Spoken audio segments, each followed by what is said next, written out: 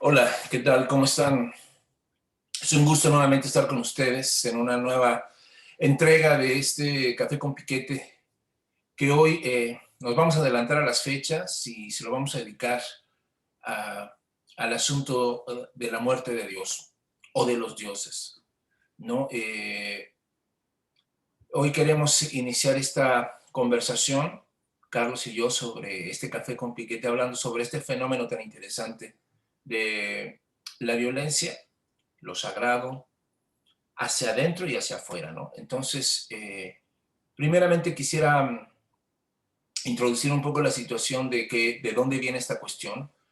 Todos hemos escuchado alguna vez, seguramente, ¿no? La que fue Nietzsche en La Gaya Ciencia, el que anuncia, el que declara la muerte de Dios, ¿no? Y que además nosotros lo hemos matado, que somos deicidas los hombres modernos, ¿no? Pero antes de él, el mismo poeta Hölderlin y en el mismo luteranismo, y el mismo Martín Lutero y algunos signos luteranos ya hablaban de esta posibilidad de un Dios que muere, aunque en el cristianismo pues se resucita, ¿no? Pero en realidad el asunto de la finitud o de la muerte o de la violencia al interior de la vida divina o de los dioses es algo que también se va hacia atrás, ¿no? Que también recorre la historia de Egipto con Isis y Osiris, que también recorre el mundo griego con Dionisos, por ejemplo, y un sinfín de la misma, bueno, aquí no muere tanto el dios, ¿no? Pero en la misma Trimurti hindú hay también este componente de destrucción y de muerte. Entonces, tal vez diría por ahí un sociólogo que probablemente la figura más emblemática de la religión en términos generales y sociológicos es la cuestión del sacrificio. Es decir, de esta categoría violenta en la que un inocente o un otro tiene que morir, tiene que ser asesinado para poder acceder a lo sagrado o para poder compensar, ¿no? O equilibrar las fuerzas con los dioses.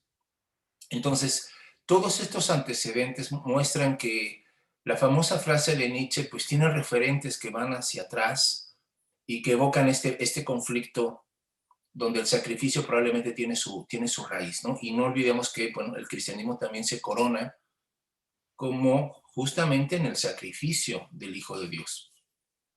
Entonces, vemos como el mismo cristianismo, todas las religiones en términos generales, siempre hay que ofrendar, hay que sacrificar, hay que dar algo a cambio de, ¿no? Aún en las mismas tradiciones africanas o que aquí han pasado a nuestros países latinos, ¿no? Como la santería, eso, también existen los sacrificios, ¿no? Las mandas, o sea, tenemos un montón de expresiones de este tipo de fenómeno.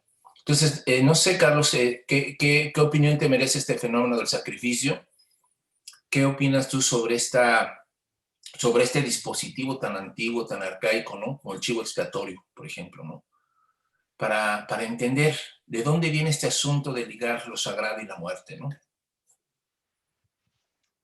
Es un nexo ineludible, ¿no? No hay forma de quitar, de hacer a un lado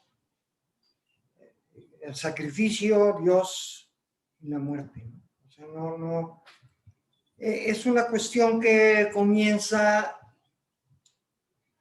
como un intercambio, como tú lo mencionaste, ¿no? O sea, hay intercambios en los clanes, las tribus. Había que ofrendar algo al tótem para que el tótem, las divinidades totémicas fueran, favorecieran al clan determinado, ¿no? O sea, todo yo creo que todo esto tiene que ver con una, una un lavar la culpa, el castigo. O sea, al fin y al cabo, el pecado original es haber nacido. ¿Sí? O sea, es el nacer, o sea, ese es el pecado original. El pecado original es haber nacido y estar aquí. O sea, el estar, el ser ya muchos años después arrojado al mundo, como dice Heidegger, ¿no? Es una señal de expiación. Eh, el hombre en general no se encuentra, no se halla en el ambiente de la vida mundana. O sea, la vida mundana es peligrosa desde el inicio, desde la conciencia, en el dónde estoy, qué hago yo aquí, qué es lo que sucede. O sea, haya sido nuestro antepasado el que haya sido, que le tocó en un momento dado empezar a darse cuenta de que existía y que era, ¿sí? A diferencia de los animales, vegetales y etcétera, ¿no? Él era y se daba cuenta que era, o sea, había una diferenciación y esa diferencia lo hace reo de culpa, o sea, lo hace reo de culpa, digo, mucho más tarde de pecado, pero lo hace reo de culpa y tiene que expiarla de alguna manera. Y lo vemos en todas las, o sea, ya las civilizaciones, ¿no? Entonces, en todas las civilizaciones había sacrificios humanos o animales para verse favorecidos por las deidades, ¿no? O sea, un mundo no comprendido es un castigo que hay que expiar y del cual hay que salir, ¿no? Así lo veo, no sé. No, pues está tremendo, ¿no? Tremendo porque esa, digamos, esa identificación que estás haciendo entre nacer, es decir, caer en el mundo, estar en este estado de arrojado en el mundo, al que dices bien, no se le entiende, no se le comprende, o sea, la búsqueda del sentido empieza, ¿no? Precisamente a partir de este estado de arrojado, de caído, ¿no? Eh, y asociar ese estado de caído y decir al mismo tiempo que caigo, ¿no? Me defino también como un ser pecador o como en un estado de falta. Entonces, digo, se están asociando tres cosas muy pinches interesantes y las tres cosas son fascinantes, ¿no? Una es esta idea de la caída en el mundo, de estar en el mundo, que es estar en el tiempo y que al mismo tiempo es estar en la falta, ¿no? O sea, tenemos como, está muy interesante que sean justamente estos seres temporales, finitos, los que experimenten su tiempo y su existencia como falta, ¿no? Pues está muy cabrón, es decir, la diferencia entre el mundo de lo sagrado, atemporal, ¿no? No lineal, es eso. Pero también eso implica que la violencia se inicia a partir del dos. Es decir, el uno absoluto, el uno fijo, el uno como, como lo absoluto o lo infinito, no tiene violencia, porque no hay una alteridad. No hay esta diferenciación entre víctima y victimario, entre el juez y el condenado, entre lo no caído y lo caído, ¿no? Pero es a partir del dos, a partir de la alteridad, que se da este fenómeno, ¿no? Y que además, entonces, eso implica que la guerra entre los dioses, es decir, que la alteridad y el tiempo, también los dioses al momento de diversificarse, de generar toda una estela, ¿no? de complicidades o de conflictos entre ellos mismos, genera una guerra intestina, una guerra de dioses, ¿no?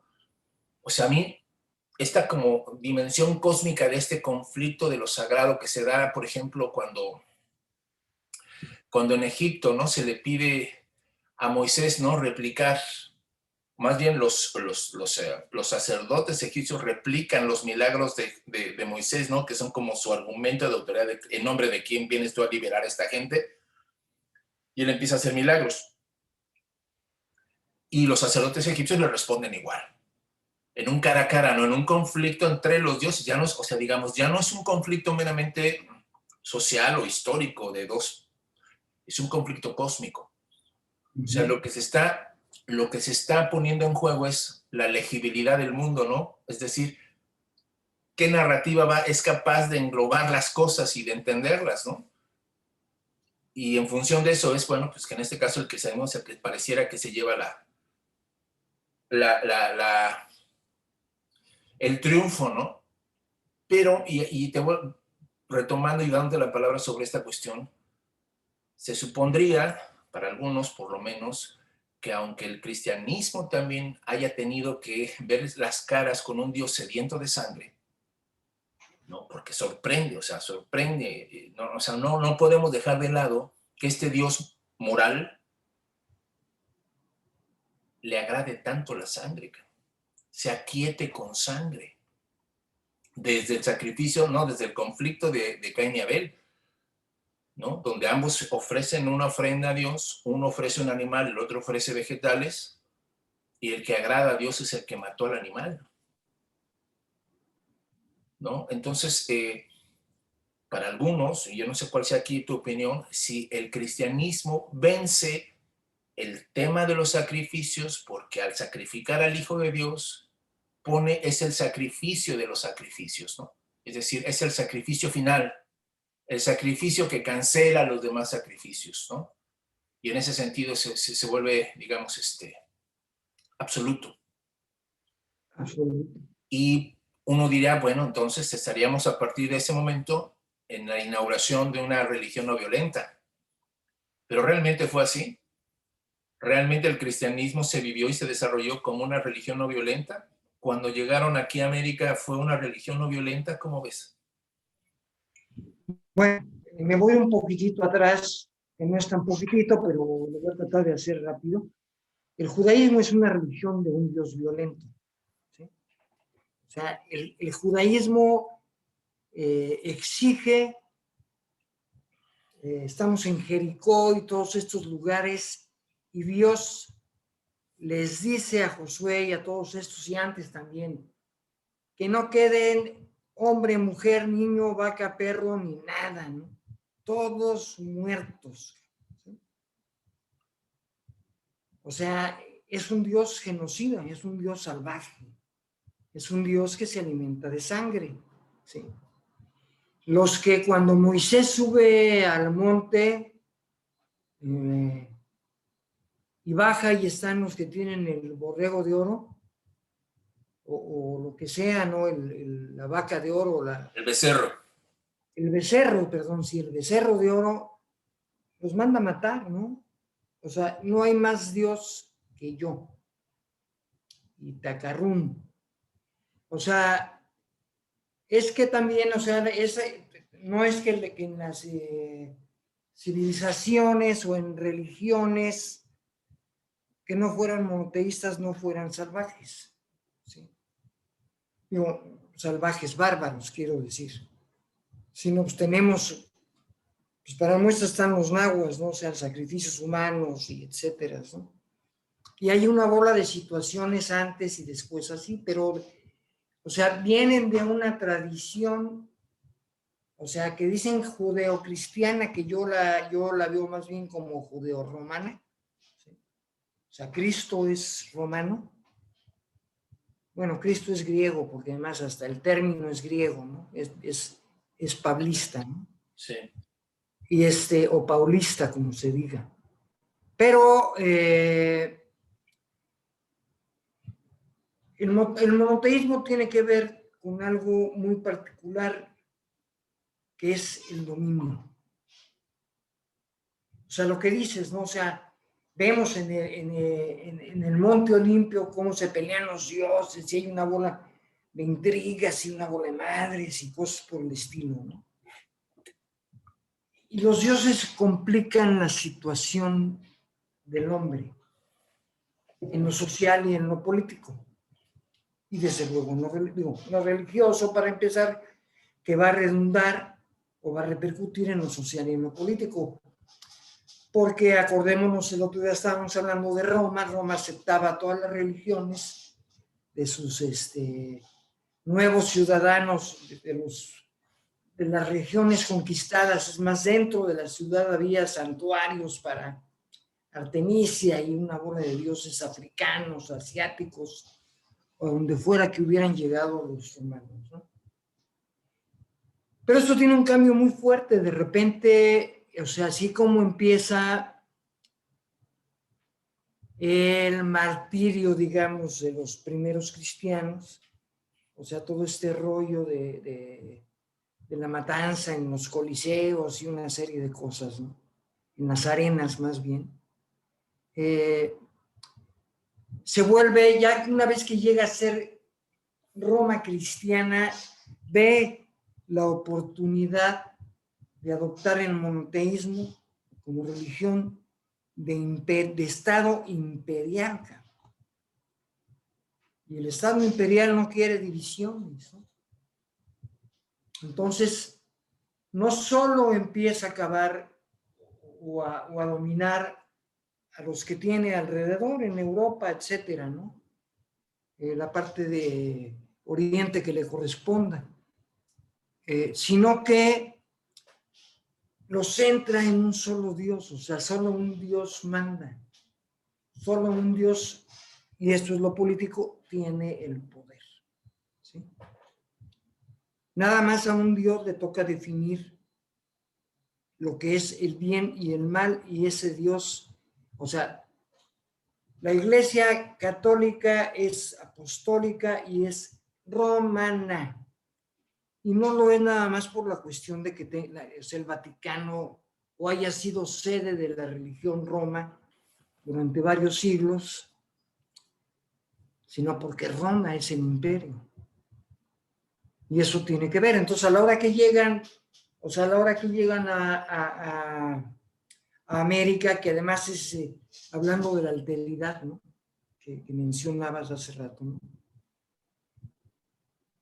El Dios, o sea, ya no hay dioses, como dejó de haberlos en Roma, blancos o prietos o verdes o lo que fueran, ¿no? O animales incluso. Todavía algunas civilizaciones que estaban en esa etapa. Sino que mi Dios va a acabar con tus dioses. O sea, uno de los grandes pretextos que adujeron los historiadores fue que los dioses mexica eran demoníacos, ¿no? Y ahí viene otra vez la polaridad, polarizan, ¿no? Y esa polarización es la que hace culpables, o sea, hace buenos a los europeos, iberos o lo que hayan sido, y hace malos a los mexicas. Entonces hay que acabar con el mal. Y ahora, el sacrificio, o sea, estos se quejan de que el sacrificio es humano, y la Inquisición, ¿qué fue? ¿No? La Inquisición fueron sacrificios humanos y han seguido siendo de alguna manera, ¿no? Eso es lo que quería comentar, que ya me alargué, pero... Sí, no, bueno, es que al final del día, digamos que aunque teológicamente para algunos la muerte de Cristo deberá ser precisamente una declaración muy contundente, muy radical contra la violencia, contra el asesinar a las personas inocentes por pensar diferente. Sin embargo, en la práctica terminó siendo otra vez escudo de legitimación, y con la cruz en mano se terminó haciendo lo mismo que le hicieron a él, asesinar a personas, ¿no? Inocentes. Claro, Entonces, claro. sí tenemos ahí una situación. Ahora, el asunto que en un segundo momento que quisiera que tocáramos es el momento en el que Nietzsche saca esta frase. Es decir, sí vemos nosotros que hay una persistencia, no solo de Dios, en nombre de Dios, estar aniquilando personas, sino cómo lo divino mismo está, digamos, en conflicto, ¿no? En una tensión profundamente violenta, ¿no? Diría Jung, ¿no? En su respuesta a Job, es que todavía la sombra no se desprende de la divinidad, ¿no?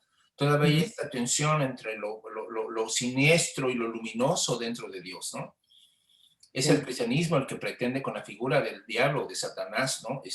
Exteriorizar la sombra y ponerla como un oponente de un Dios que ya no se reconoce en su sombra, ¿no? Que ya no reconoce la ambigüedad de sus actos violentos. Claro. Entonces, el problema acá está cuando, digamos, se entroniza ese Dios, se entroniza esta religión como una religión, dices, de cohesión para el imperio, y que termina cuestionando y termina manteniendo, a veces de una forma terriblemente violenta, la unidad de un discurso y de una práctica, ¿no? Que la ve como hegemónica a este cristianismo. A pesar de sus rupturas, a pesar de sus conflictos, a pesar de que el cristianismo difícilmente ha estado de acuerdo en algo a su interior, ¿no? O sea, todas las controversias teológicas, la misma creación de la figura del hereje o del apóstata, ¿no? Como figuras que traicionan la unidad de la iglesia, la unidad del discurso, ¿no? La pretensión de que los cristianos siempre piensan de la misma manera todo el tiempo, o que hay una especie de núcleo, ¿no? Que los unifica, y que la historia pareciera que ese núcleo justamente es altamente cuestionable y controversial. A pesar de eso, sí el cristianismo terminó, digamos, sumándose a este culto a la unidad, ¿no? Este culto a la verdad única, al Dios único, ¿no? A la religión única.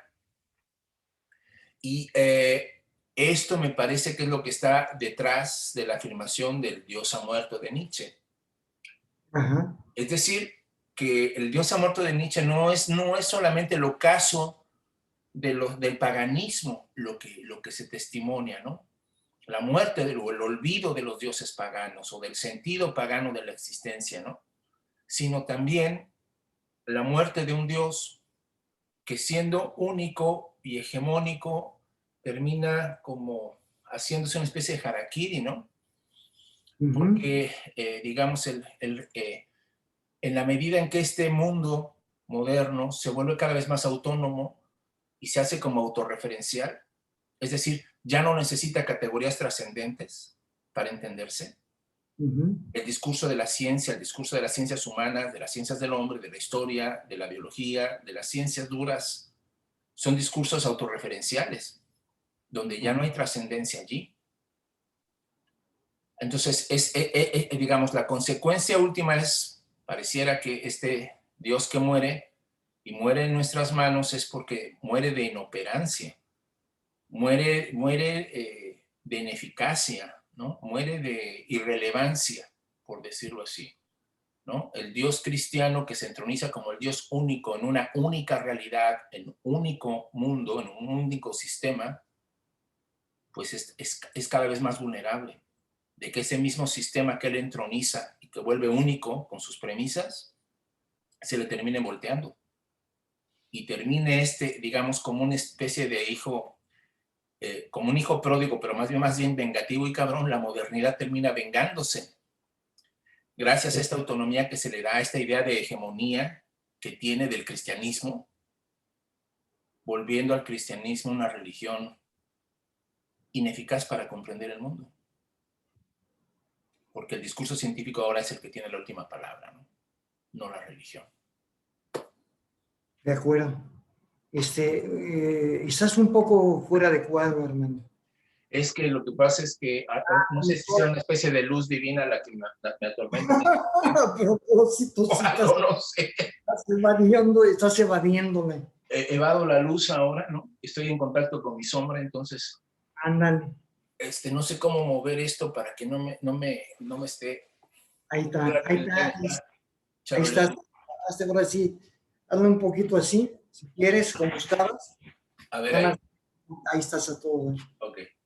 Perdone a todos, pero bueno, la cuestión es que efectivamente, ¿no? O sea, Dios, o sea, el hombre Y además esto es un decir, porque estamos viendo que hay religiones que tienen relevancia, ¿no? De hecho, las religiones cristiánicas, estaba pensando en católicas, cristianas siguen teniendo relevancia, y sobre todo en nuestro subcontinente, ¿no? Y las tienen también en el norte, y vienen del norte de alguna manera. Pero la cuestión es que Dios muere.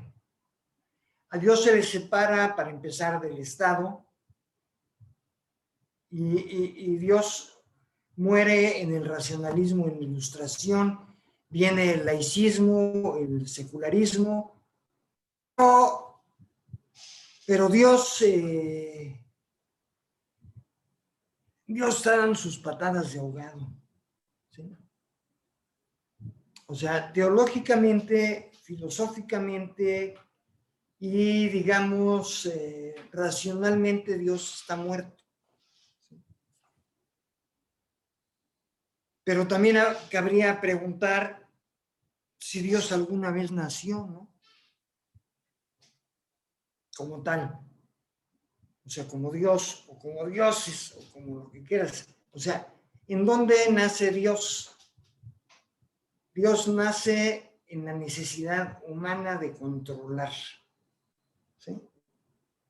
O sea, hay una serie de cosas en el mundo que el ser humano no puede controlar, contra los que no puede hacer nada, y todavía existe aún con la ciencia, pero se entiende de otra manera, y entonces tiene que controlarlas. Entonces tiene que tener una creencia, y tiene que tener ya en los lados del cristianismo una fe, ¿no? Pero Dios, o sea, y la ciencia es otra cosa también. De repente, el chiste es el control.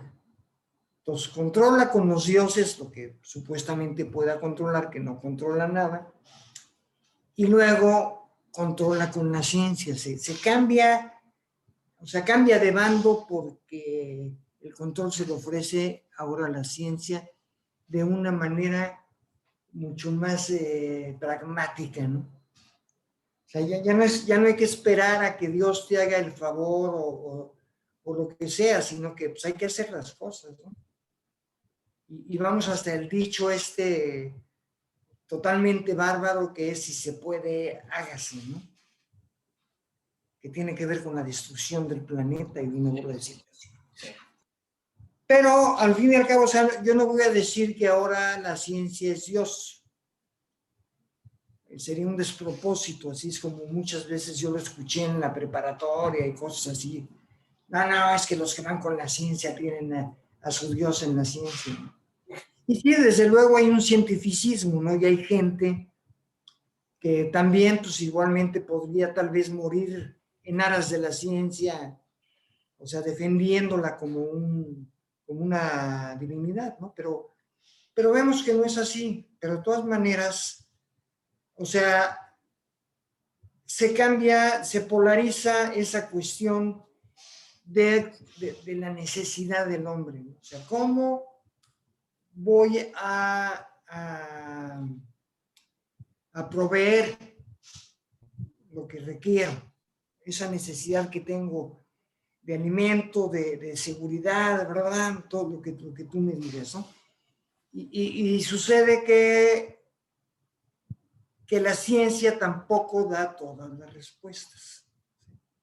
O sea, es muy curioso, pero la ciencia, o sea, el hombre, estamos, de donde sí partimos de la misma manera, es del sacerdocio religioso a la ciencia, que son los que manejan la ciencia, que son los nuevos sacerdotes, que son los científicos, y que al fin y al cabo vamos a lo mismo, son manejados por el poder, ¿sí? Todos esos científicos que hoy vemos y que les dan el Nobel y que no sé qué, si no tuvieran a una élite poderosísima atrás, pues no harían nada, ¿no? Porque son los que proveen los recursos para que se hagan las cosas. Pero perdón que te interrumpa ahí, pero de otra manera también se dice, ¿no? El terapeuta moderno, el Eso, psicólogo, es otro nuevo figura del sacerdote, ¿no? exactamente, exactamente. Ese es el que directamente en un ritual bueno, o en un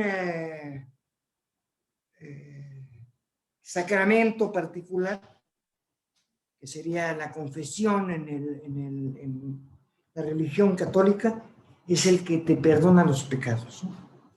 O sea, al fin y al cabo es el que te dice de otra manera, con otro lenguaje, lo que sea, en un discurso más individualista y más racional de alguna manera también, pero es lo mismo, ¿no? Viene a hacer eso, o sea, viene a tomar la parte, por eso es que tantas otras cosas como el coaching y una bola de tarugadas han pegado, ¿no? Sí, porque son ese tipo de apoyo que aparentemente se requiere Es para salir. decir, por decirlo de alguna manera, ¿no, Charlie? El secularismo está destronar, está desacralizar, quitarle esta dimensión sagrada a la existencia, a la realidad, a las instituciones, ¿no? Devolverlas a su estado de humanos, ¿no? Y de cuestionables, ¿no? Ajá, Desde luego que iba a generar no solamente vacíos sociales o políticos o de poder, pero también psicológicos, ¿no? claro. Y vacíos que los seres humanos tendemos naturalmente a llenar y a volver a generar, digamos, esta como idolatría, ¿no? Es decir, que otra cosa venga a ocupar el lugar de lo que en otro tiempo fue lo sagrado, ¿no? Entonces sí Sí, tenemos ¿no? Este ejercicio permanente y reiterativo, ¿no? De estar colocando imágenes, ¿no? sí, fue lo que, pues sí, o sea, fue lo que hicimos, te digo, con la Revolución Francesa, ¿no? O sea, viene la Revolución Francesa, que es una revolución burguesa, como ya lo había comentado, a llenar ese espacio que dejó la aristocracia, pero con los mismos medios, ¿sí? O sea, estructurada de las mismas formas. Y eso es lo que sucede con el psicoanálisis y con todas las doctrinas psicológicas que hay de análisis, pues, en las que aquí cabría una pregunta, ¿no? ¿Realmente estamos siguiendo una inercia? ¿Es solo una inercia que dejamos el apoyo de la confesión para salir de ciertas cosas y entrar a la cuestión del análisis? ¿O es que el hombre es así, ¿no? ¿O es que el hombre es realmente carente, ¿no? O sea, el hombre es que, o sea, ahí filosóficamente pues habría una carencia arquetípica, ¿no? Ya arquetípica, porque esto va al principio, ¿no? O sea, realmente estamos teniendo una necesidad arquetípica de llenar ciertos vacíos o nos acostumbramos a llenar ciertos vacíos de determinadas maneras y estamos siguiendo una inercia, ¿no? Claro. O poder decirlo así, ¿no? Estos vacíos son espejismos sociológicos, espejismos culturales, vacíos creados por el mismo sistema para generar consumo, ¿no? Entonces te estoy dando agua con sal para darte más sed, te Exactamente, vendo, o volvemos a lo que estábamos platicando al principio, ¿no? Si este caer en el tiempo es caer en la falta, ¿no? exactamente, exactamente. O sea, es una cuestión difícil porque al fin y al cabo los vacíos tienen que llenarse. O sea, el vacío no puede quedar como tal. O sea, ese sentido, de alguna manera, tienes que dárselo a algo. O sea, y en una forma existencialista, pues la vida misma sería el sentido de la vida, ¿no? Sí, O sea, todo, ¿no? No sí, necesitas más, eso sería, sí, por decirlo así, pues lo más completo, porque entonces no dependes de una cuestión exterior para que te permita vivir, ¿no? sí. Digo, bueno, sí, no, porque la vida está en ti, ¿no? Ajá, ajá, ajá, ajá. Digo, Y el sentido sería inmanente a la vida, ¿no? No lo tendrías que estar Sí, buscando el afuera, ¿no? sentido sería inmanente a la vida, no tendrías que estar buscando esa trascendencia, porque además, no digo, todo lo religioso se ha volcado en lo secular. ¿Sí? O sea, hay que trabajar porque el trabajo es noble y guay, o sea, te venden una bola de situaciones para que llenes. Si tú eres una gente trabajadora, tienes un sentido, ¿no? Y Sí, eso al fin y al cabo, digo, trabajar es una necesidad, digo, es más, el hombre ha trabajado siempre, pero esto también vamos a lo mismo. Esto es una necesidad del sistema capitalista, ¿no? O sea, no importa lo que hagas, no importa lo que te paguen, tú tienes que trabajar y tienes que llevar tu chivo y entonces eres merecedor. Si eres proveedor, eres merecedor, ¿no? Y tienes un sentido, ¿no? Y claro. te mereces un respeto que a la mera hora no te da ni madre, ¿no? Porque el padre proveedor, pues ya hace mucho que se acabó, ¿sí? Y entonces no hay tal, ¿no? Sí, o también sabes, también otra modalidad de eso que estás diciendo es la manera como se teologizó por parte, según Max Weber, ¿no? Por parte del protestantismo, eh, el trabajo y el dinero. Ajá. O sea, para él no es nada casual. O sea, invirtiendo en las tesis de Marx, ¿no? Donde, digamos, la economía es la que termina determinando el modo en el que se interpreta o se legitiman ese sistema material, ¿no? De producción y de consumo. Para Max Weber es al revés. En realidad tiene que haber una base ideológica que haga posible determinadas formas de producción, determinadas formas de vida. Entonces, para Ah, Weber, por ejemplo, el protestantismo es la sí, raíz ideológica del capitalismo. claro, Es claro, decir, en el protestantismo se da este culto al ahorro, al trabajo, al dinero como bendición divina, claro, claro, ¿no? Los claro. ricos son benditos de Dios. Así es. Sí, sí, sí, sí, sí. Ya mandaron a hacer más grandes las agujas para que quepan los ricos, ¿no? Y los camellos. Sí. Sí, le dijeron llegaron con la Krupp de Alemania, llegó más oros y le dijo, ¿sabes qué? Hazme una aguja de estas dimensiones para que pase un camello y pase yo también con la mía. Pasemos todos. Sí, no, obviamente que para poder hacer eso, como estás haciendo irónicamente, ¿no? Con esa metáfora del camello y de la aguja, lo que tenía que hacerse era espiritualizar la pobreza, ¿no? O hacerlo una virtud en el sentido, sí, pobre de espíritu. Sí, O sí, sea, sí, sí. entonces, bueno, en ese sentido, puedo ser rico y pobre de espíritu, o puedo ser un hombre profundamente espiritual y además generar la cantidad de riqueza que yo considere, ¿no? Y va a ser Claro, prueba de que Dios está bendiciéndome, ¿no? Y la así es. pobreza física, material, económica es prueba de atraso, prueba de flojera, prueba Claro, de incapacidad, de irracionalidad, ¿no? Y de ahí nos vamos, ¿no? sí, Entonces, sí, o sea, de alguna manera dices tú, eh, esa muerte de Dios no dejó paralizada la religión. no. En realidad le estaba dando nuevas oportunidades, nuevas, ¿no? Formas, espacios donde extenderse de una manera distinta, ¿no? Sí, sí, sí, hacia lo económico y hacia lo político, porque ahora tenemos a los evangélicos o evangelistas, ¿no? Que es un movimiento político en Latinoamérica de lo más fuerte, ¿no? O Sí, sea, ya tenemos uno o dos, o sea, está Bolsonaro en Brasil, que fue elegido por ese movimiento, ¿no? Al que se debe, ¿no? sí, Y en Brasil tenemos casos de pastor milagrosos, ¿no? O sea, es más, en Netflix pasan el caso de, no sé, uno o dos de ellos, yo vi uno. Es un tipo que además está mal de las manos y no sé qué, y empieza a salir y de repente llega, pues, no sé, ¿te gusta la cifra de 5 millones de feligreses? wow. ¿Sí? O sea, algo así brutal, ¿no? Entonces, ¿qué es lo que pasa?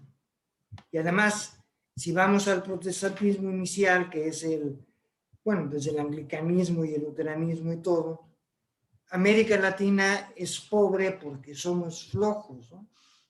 Nosotros somos flojos y nos merecemos la pobreza que tenemos. Y además en el catolicismo se trata de repartir lo que tienes, no de acumular lo que vas haciendo. O sea, son razones, entre comillas, para justificar ciertas cosas, ¿no? Sí. O, por ejemplo, en el catolicismo, que es muy de nuestra cultura, lo vemos con mucha frecuencia, que el tratamiento del catolicismo en relación al dinero o en los países católicos es más bien digamos, una cultura del despilfarro. Ándale. A nosotros nos encanta echar la casa por la ventana. Eso. Nuestras fiestas, los 15 años, los bautizos, en los pueblos son, la fiesta del barrio, la fiesta del pueblo, todos esos rollos. O sea, el cueterío. Sí, el cueterío, o sea, la borrachera, el sacar todo lo que se pueda, ¿no? Pueden durar días. Ajá. O sea, te digo, hay especificidades ahí. En el caso de México, bueno, México hace poco antes de que empezáramos, estábamos hablando de que en el caso de México, la Iglesia Católica fue o sigue siendo brutalmente rica, ¿no? O sea, por eso fue el movimiento contra Juárez, ¿no? O sea, a nuestro querido Maximiliano de Habsburgo lo trajeron para que le volviera a dar cuerpo a la iglesia y al sistema que protegía a la iglesia, que era el criollismo, ¿sí? O sea, no hay otro, o sea, los conservadores, hay dos tipos de conservadores. Los criollos, que son la élite en Latinoamérica, en México sobre todo, que tienen el dinero, y una bola de pendejos que van y los sopletean ya sabes dónde, porque no tienen dinero, ¿no? Esos son los conservadores. No hay otra, o sea, no hay por qué entonces los conservadores en tiempo de Juárez eran lo mismo. Eran criollos con propiedades y con una serie de cosas que además estaban defendiendo la iglesia, porque la iglesia, los criollos y la iglesia están así. Es más, si tú ves con un criollo, aunque no se sepa criollo o no se diga criollo, va a defender el catolicismo como algo que nombre, ¿sí? Sí. Oye, que no sé si, igual es una exageración de mi parte, pero me hizo sentido un poco ver cómo los dos grandes partidos hegemónicos, bueno, los dos grandes partidos de derecha que ha habido en este país se identifican con esos dos grupos. Por ejemplo, el ¿Sí? PAN podría ser más asociado al criollismo, y esta bola de pendejos, dices tú, que no teniendo el dinero, pero tiene la aspiración de parecer criollo, siguen la inercia del sistema y de sus aspiraciones pedorras, que es el PRI. Sí, pero es otra cosa, o sea, curiosamente, el PRI siempre ha estado asociado al criollismo.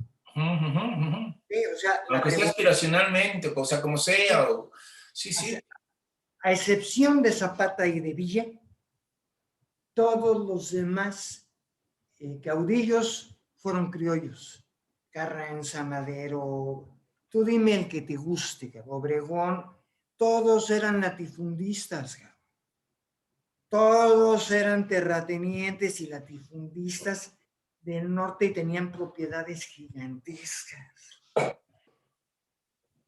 O sea, vienen con que el Madero, que el apóstol de la revolución, pura madre. O sea, Madero lo que quería era quitar a Porfirio Díaz porque le estorbaba, o sea, que no repartiera más para otros, porque tenía sus cuates allá en Chihuahua y en Cahuila y en todas partes, ¿no? Esa era la situación, por eso querían favorecer a otros de la misma especie. El PRI es un partido criollo al que lo han manejado mestizos criollos también, que ha sido manejado por mestizos criollos.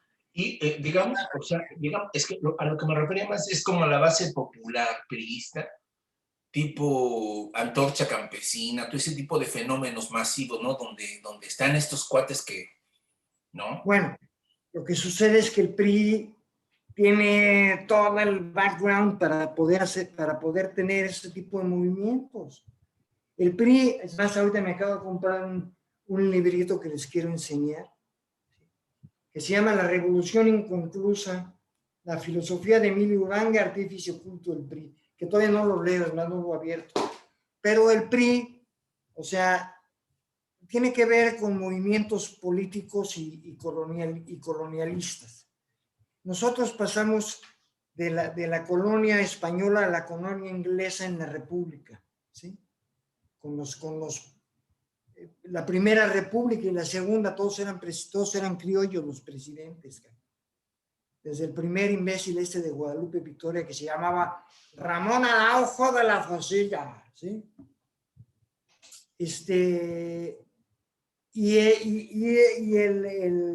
La revolución la hace el movimiento, o sea, la hacen los criollos para hacer un cambio de situaciones. ¿Qué es lo que hacen con la supuesta reforma agraria?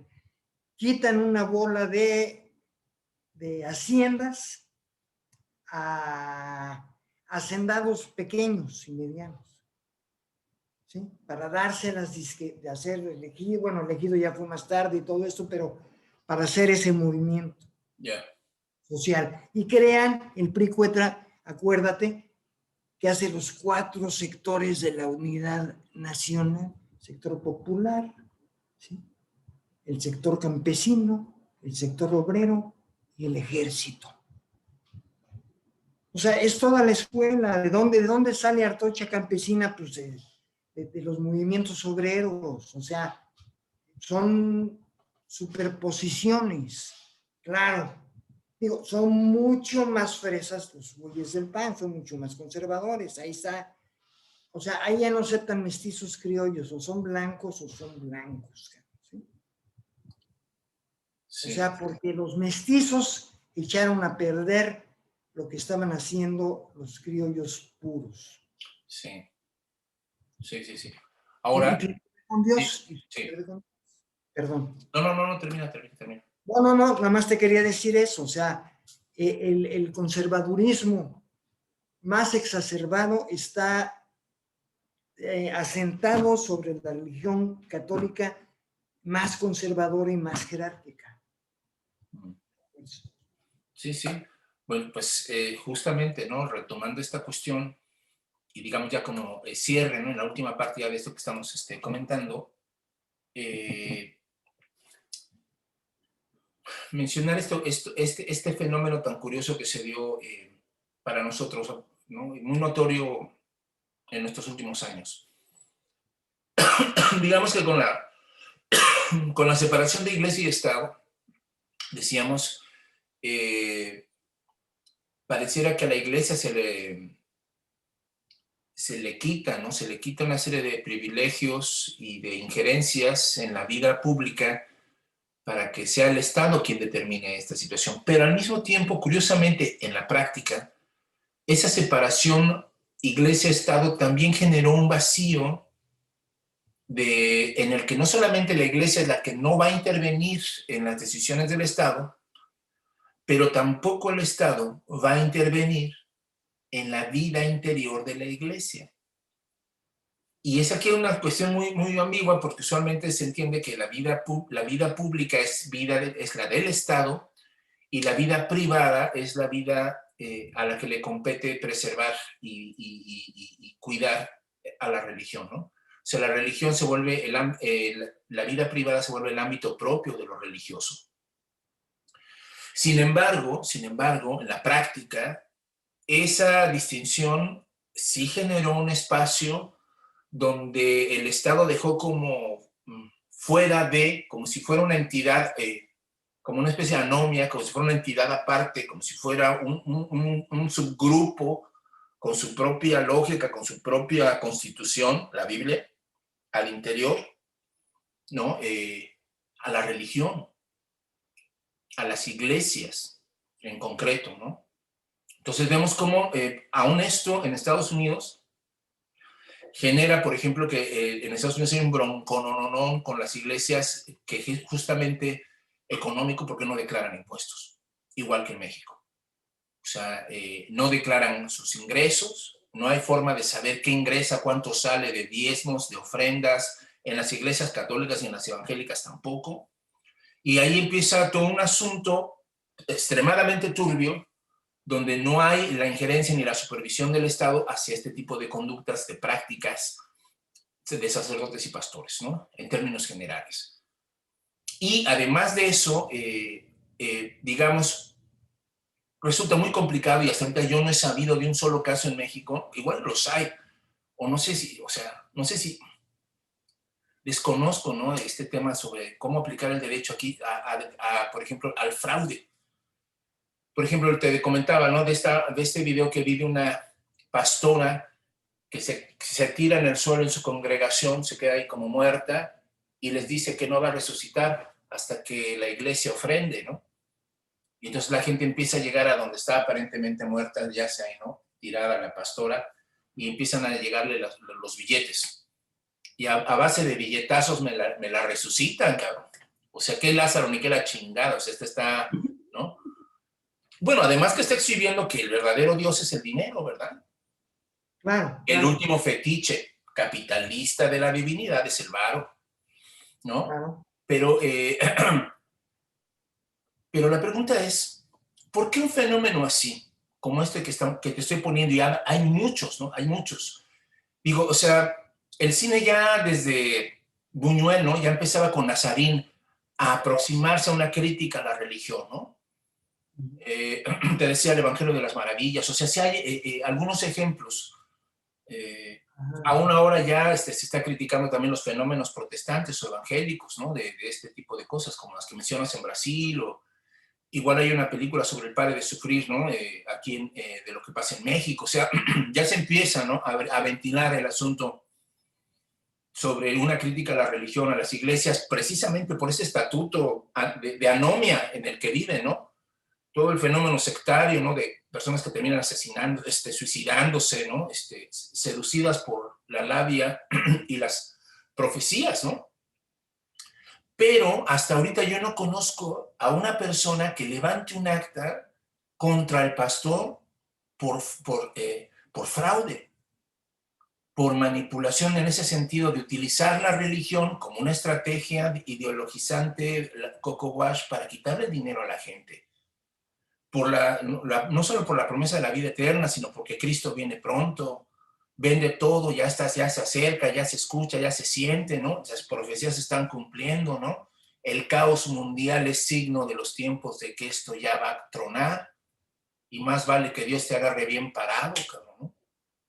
Sí. Y entonces, digamos, este fenómeno de anomia en el que se mueven este tipo de discursos apocalípticos, o este ejercicio de una moral inquisitorial en que también el pastor se cree con el derecho de estar juzgando la vida privada de sus miembros, ¿no?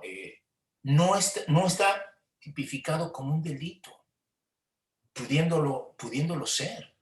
O sea, estamos viendo aquí un asunto de fraude, de manipulación, de cierto dolo, ¿no? De cierto manejo de las personas, en las que si eso fuera una empresa declarada, sí le pondrían el logo de exceso de mamada, ¿no? Exceso de tranzas, exceso de, ¿no? Esto no te están vendiendo lo que te ofrecen. Este producto está adulterado, no es espiritualidad, es puro negocio. Y no lo hay, ¿no? O sea, no estamos llegando a ese punto.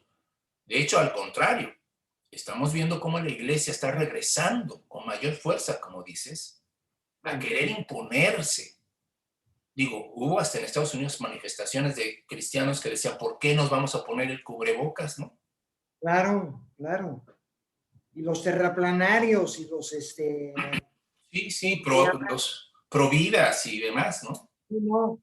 Y en Estados Unidos ¿cómo se llaman? Los creacionistas. Creacionistas.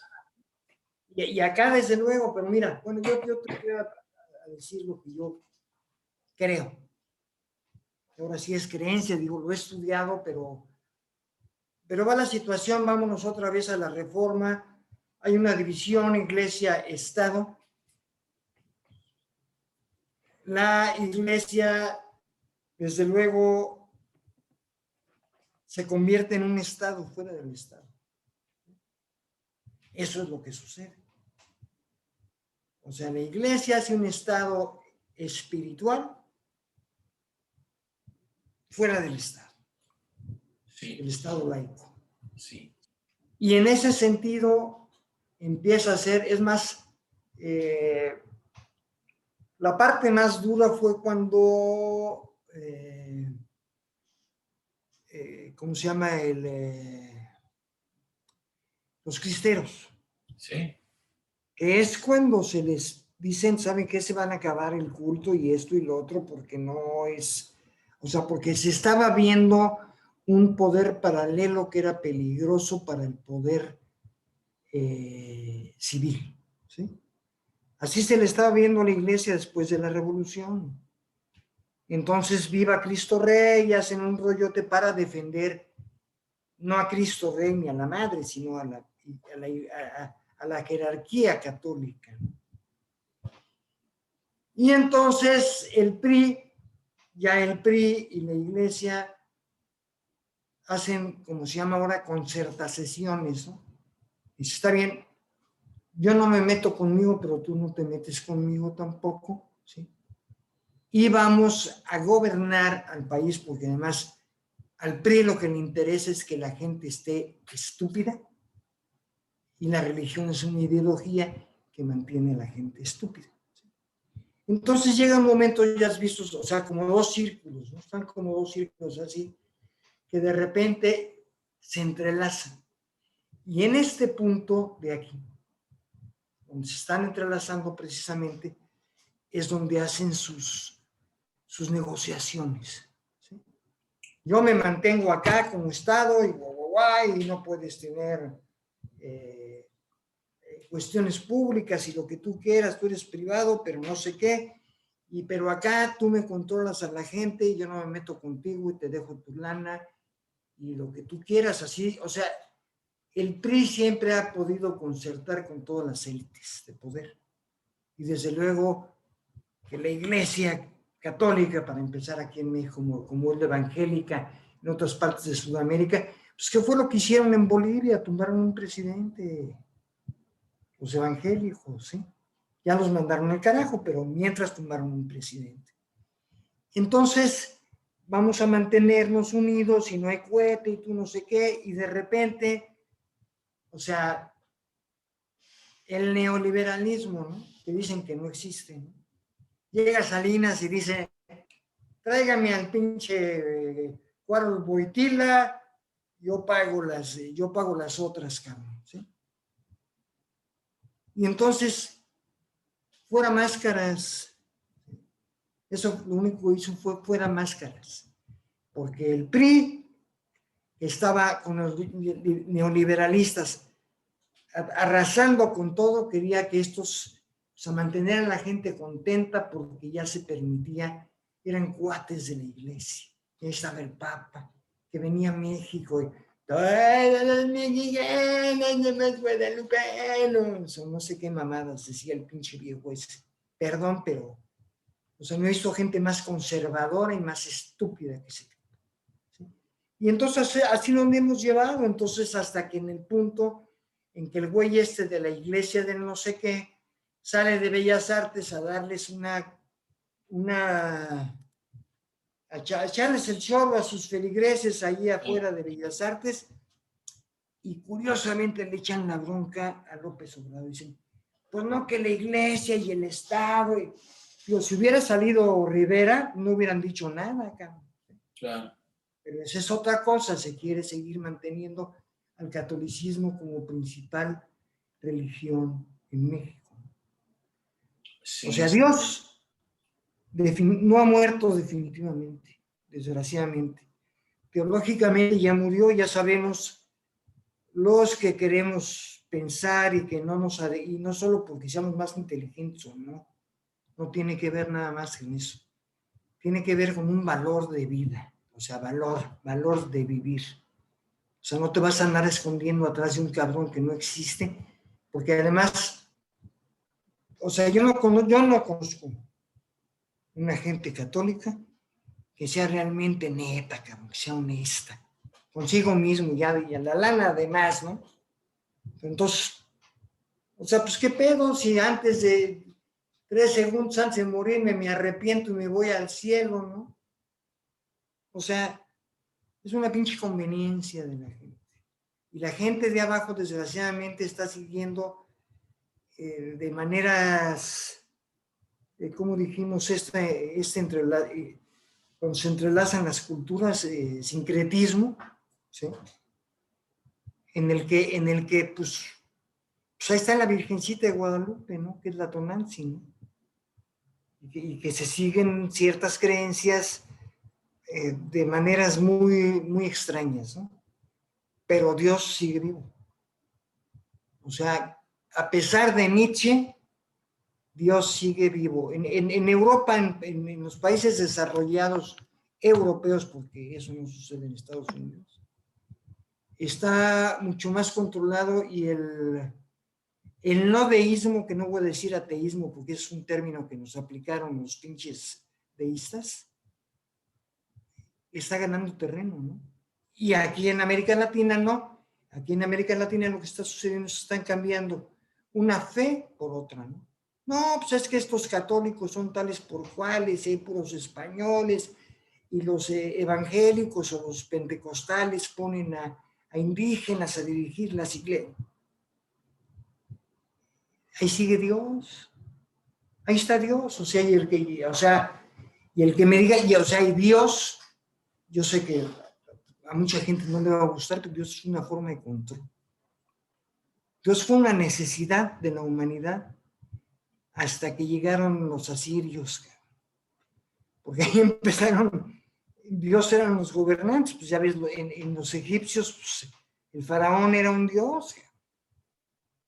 Pues que no me vengan con que religión y que Isis, Osiris, o sea, desde que lo político, desde que la religión, no al revés, llega a lo político, Dios se asegura un lugar en la mente y en el corazón de los seres humanos por todo lo que estos duren. Que no eternamente, ¿verdad? Porque no hay tal, pero por lo que duren, cabrón. O sea, así lo veo. Sí. Bueno, yo ahí difiero un poquito de la lectura, no de las consecuencias ni de las conclusiones, pero sí como un poco del diagnóstico. Yo más bien lo que veo aquí es que estamos viendo una era post-cristiana, que aunque digan estas iglesias ser defensoras y promulgadoras del cristianismo, el cristianismo dejó de existir hace ya mucho tiempo. Digamos que estas mutaciones, ¿no? Particularmente el protestantismo, ¿no? Aquí, con sus muy mínimas y contadas excepciones de un cristianismo crítico, pero aquí el cristianismo que rifa en América Latina es un cristianismo hecho a imagen y semejanza de Estados Unidos. No, sí, de acuerdo, de acuerdo. Entonces, y eso que Estados Unidos exportó al mundo es su religión. Y claro, le quiso poner el nombre de cristianismo, pero en realidad es la religión de Estados Unidos, con todo lo que eso implica y todas sus variables, con todas sus variables, fundamentalistas, carismáticas, ¿no? Ahí hay una serie de cuestiones ahí. Entonces, yo sí creo que, o sea, digamos, operativamente hablando, la idea de Dios, ¿no? En términos teóricos, me parece que particularmente la idea del Dios cristiano, es decir, de un Dios creador, personal y moral, se fue al carajo, ¿no? Y particularmente, digamos, la confirmación más radical de eso que estoy diciendo son los campos de exterminio, ¿no? O sea, allí se constata definitivamente la muerte de Dios. O sea, Dios absolutamente inoperante, ¿no? O sea, un escándalo, es un escándalo, es el pueblo elegido, ¿no? O sea, pasando por, o sea, un escándalo, o sea, no hay forma. Sí, sí, sí. Ahora lo que estamos viendo nosotros, y estos fenómenos de resurgimiento de la religión en esos vacíos de la muerte de Dios, o sea, finalmente, voy a ser un poco grotesco, ¿no? Fuiste más considerado tú, ¿no? Pero un poco como un cadáver, ¿no? Empieza a generar una serie de larvas, ¿no?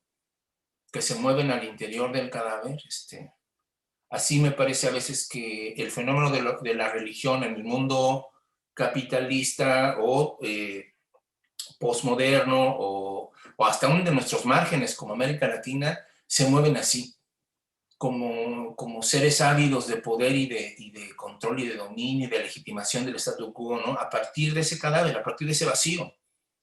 Porque tampoco voy a decir, además no me parece, no lo veo por ningún lado, que lo que hoy se llama religión y a lo que hoy le llaman religión tenga algún atisbo de trascendencia. No le veo trascendencia por ningún lado. O sea, es un discurso inmanentista brutal. Inmanentista en el sentido de, digamos, del carismatismo, en el que Dios se resuelve y la experiencia religiosa se resuelve a una pantomima de emociones y de tirarse y de revolcarse y de hacer un show brutal, ¿no?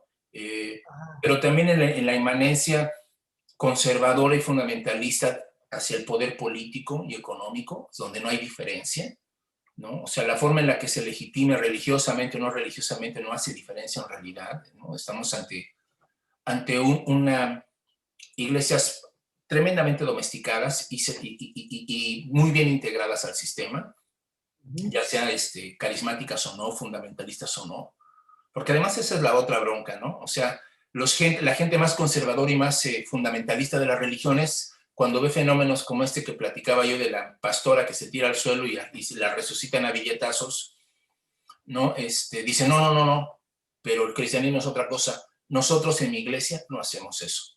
Ah, claro. Y entonces se crean una falsa diferenciación de decir, bueno, pues porque ella está haciendo eso y nosotros no, nosotros sí somos mucho más congruentes con el cristianismo primitivo, cosa que tampoco es cierto, ¿no? No, no, no. O sea, ¿sí me explico? O sea, entonces es una cosa ahí grotesca, ¿no? Yo estoy de acuerdo, o sea, yo estoy de acuerdo con esto que estás diciendo. Ahora sí que los gusanos de Dios son los que están haciendo las otras iglesias, los gusanos del cadáver de Dios. Sí, sí. ¿Sí? Dios está muerto, efectivamente, pero el problema es que esos gusanos están llevando a la gente a creencias en Dios. O sea, la gente que está en las iglesias tiene la creencia, por eso son, si no resucitarían a la pinche pastora billetazos, ¿no? Imbéciles que creen que eso es cierto. Sí. Y ese es el problema de Dios. No me refiero a que no haya muerto. ¿Sí? Teológicamente está muerto. ¿Sí? Ya lo hablamos, ya se vio. Dios, o sea, Dios no tiene cabida en este mundo. Porque ya se vio que Dios fue superado por la ciencia, porque ya las explicaciones que se pedían con las religiones, la ciencia de alguna manera la está dando, ¿no? Y la física y esto y lo otro y lo demás allá, pero la gente, o sea, es que antes y ahora es lo mismo. Todo es una cuestión de creencia. Y antes la gente creía en Dios porque tal vez había una base teológica mucho más fuerte y ahora la gente sigue creyendo en los gusanos y ahí está Dios. Sí. Todo es creencia, o sea, ese es el problema, la Sí. problematización de Dios, o sea, o de la creencia más que de Dios. Claro. Ahí. Sí. Claro. Ahí. Sí, bueno, ahí quiero también dejar en claro, bueno, por lo menos para mí, creo que también para ti, Carlos, lo hemos platicado en algún otro momento, este tipo de crítica no está cancelando ni la experiencia mística, ni otro tipo de fenómenos. Claro. Es decir, ni siquiera se cancela la posibilidad de que lo sagrado, lo divino o lo infinito termine repensado de una manera no antropomórfica, ¿no? Claro. O sea, digamos, la muerte de Dios también faculta en tanto que ese monolito, ¿no? Idolatrado, profundamente violento, ¿no? Con un monoteísmo, con una intolerancia garrafal y tremendamente asociado a muchas cosas, ese muere, ese queda profundamente cuestionado, ¿no? Pero justamente en ese cuestionamiento, en ese estado de crisis, ¿no? Cabe también la posibilidad de que se abra un espacio fresco para repensar las cosas. Es decir, no solamente repensar el riesgo que tenemos de estar metiendo ídolos nuevamente a ese lugar, ¿no? volviendo a incorporarlo con fetiches sino que justamente a partir de mantener ese vacío, ese espacio, ¿no? Digamos, destronado, ese espacio que por necesidad tiene que estar vacío, de negatividad, pues en ese sentido teórico, ¿no? De lo que no es, claro. Que mantenga eso, precisamente la posibilidad de pensar de un modo no, digamos, idolátrico, Así ¿no? es. O Sí, sea, ahí no, nos quedaríamos. Es un poco la intuición que tenían con la teología negativa, ¿no? Es decir, prefiero mantener la idea de hacer, en lugar de hacer aceleraciones sobre Dios, mantenerme en la intuición de lo que no es Dios. Es decir, que la vía probablemente más sensata para la aproximación a lo sagrado o a lo divino sea la vía negativa, ¿no? así Y en es. este sentido, bueno, pues ahí nos quedaríamos en esta conversación.